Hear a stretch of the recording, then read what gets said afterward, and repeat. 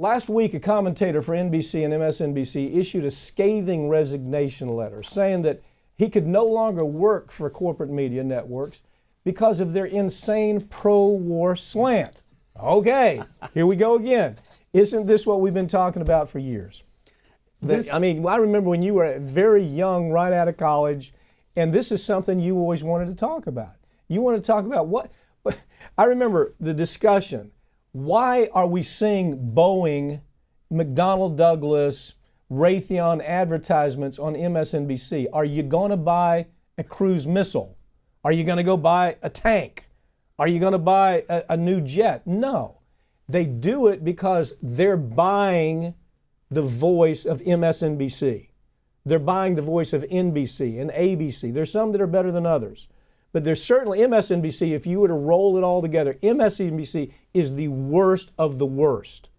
And they're regarded as the progressive side. They're so pro-war, it's disgusting. Go ahead. It is. I mean, they're among the networks who, when we were bombing Syria just a year ago, said, well, now Trump is presidential. They were the ones who, 15... Wait, back up on that. I'll say that again, because...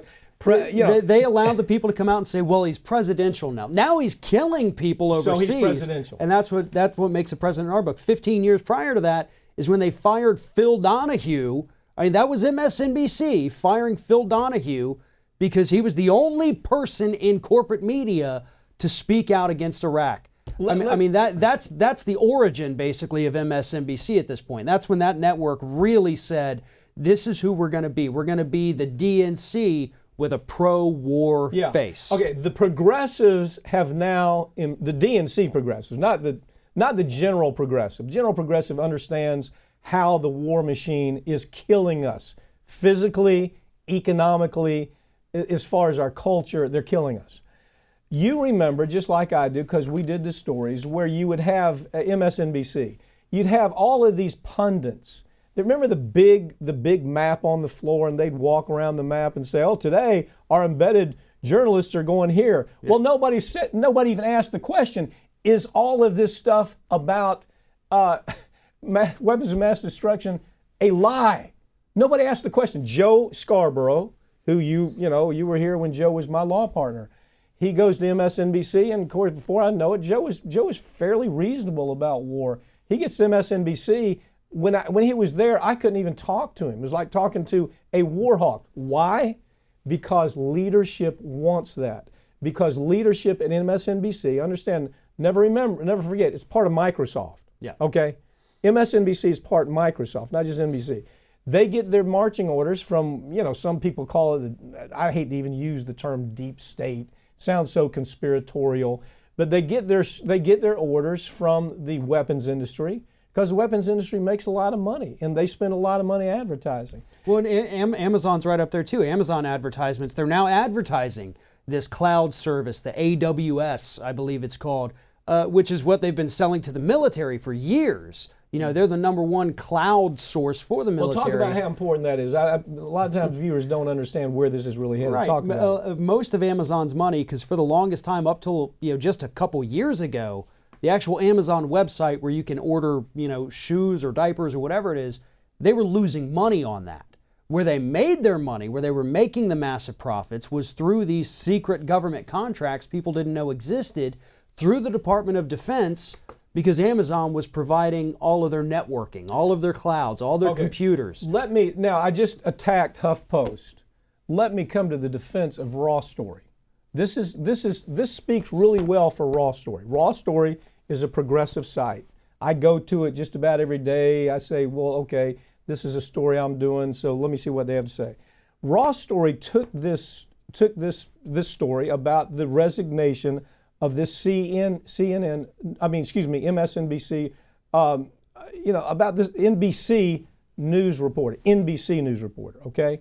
He did both. He did both. You're right. But at any rate, he'd been at it for about 18 years. He's been involved. Right. He is a military advisor. He's a great journalist. If you've read his stuff, it's brilliant. He's always really good on analysis. But this is part of what he said. He said, I find it disturbing that we don't report the failures of generals, the failures of national security leaders. I find it shocking that we essentially condone continued American bombing in Middle East and now in Africa through our ho-hum, terrible reporting.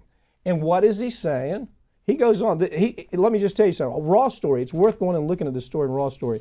Raw Story actually prints everything that he had to say. Right, this massive resignation letter, they had it all there. Yeah. And see, part of it too is he's talking about the fact that these networks get so scared to criticize anything with the military because suddenly then you hate the troops, you hate the military, you hate America. That's where it goes. But there is general critiques and criticisms that need to be discussed because, yes, when we go over there overseas and we're bombing civilians, we're killing people who are just going about their daily lives, children on a school bus, we can criticize that and not hate the United States or hate the military or the troops or whatever.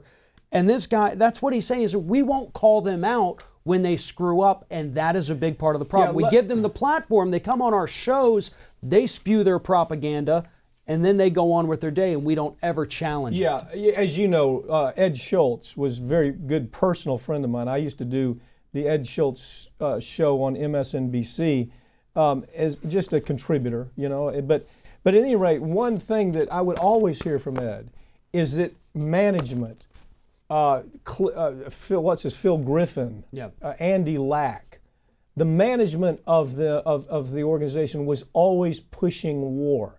He would feel it in the stories that they would actually chastise him if he didn't go far enough. And so I got to just tell you something. This is an important story. It ought to be a wake-up call for those DNC progressives, the Hillary bots, who can't discern between what the Democratic Party has become and what they used to be. And it used to be that the Democratic Party was anything but a pro-war party. If you see it now, we want to go to war with Russia, we want to go to war with China, we want to go to war with Syria. They are pro-war, and part of the reason is these so progressive corporate media types are promoting war, and rather than these people doing their own analysis and thinking, is this a good idea?